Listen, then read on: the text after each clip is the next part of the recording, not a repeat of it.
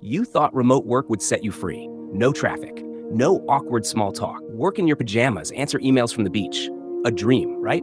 But here's what no one tells you. Loneliness hits harder when you're alone with success. And freedom? It starts to feel like isolation when no one's around to see you grow. This video isn't about productivity hacks or desk setups. It's about the emotional cost of working remotely. Because while the world celebrates remote work, many of us are quietly falling apart. In the last few years, remote work has exploded.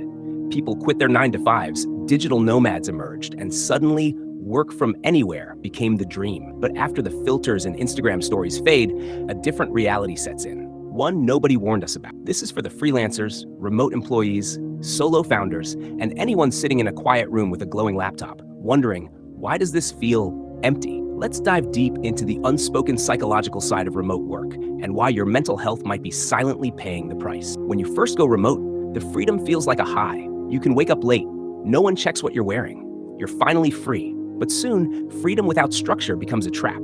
Days blur into nights. Weekends become meaningless. Humans crave boundaries. When those lines vanish, so does motivation. You're free, but floating. You move cities, maybe even countries, new places, new faces, but there's no one to greet you when you get home. No office banter, no shared lunches, no spontaneous jokes. Loneliness doesn't just hurt, it physically rewires your brain, increasing stress and reducing cognitive function. Remote work didn't just remove your commute, it quietly removed your community. Ironically, remote work was supposed to give you work-life balance, but now you answer emails at midnight. You eat meals while checking Slack. You never really leave work, because work lives in your home, on your phone, in your mind. Psychologists call this cognitive spillover, and it's a fast road to burnout. You're always on, but you're never fully present. In a traditional job, your role gives you identity.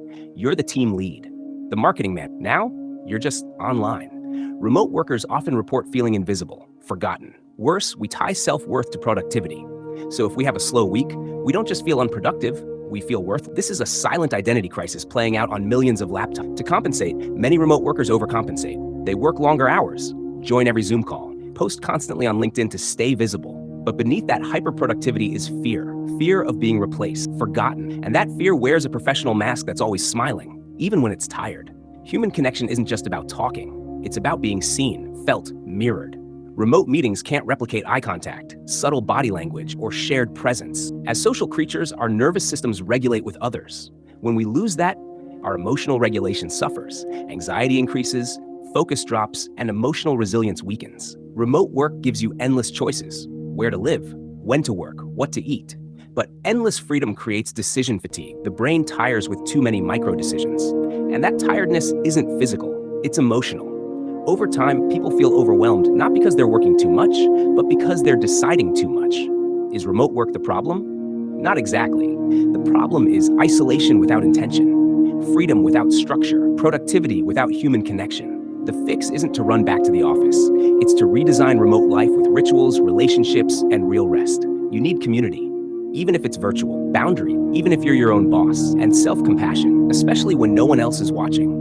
If this video spoke to something you felt but never said out loud, you're not alone. You're not broken. You're just human, navigating a silent shift in how we live and work. We create content that unpacks the emotional truth behind modern life. So if you want to go deeper, explore the rest of the channel.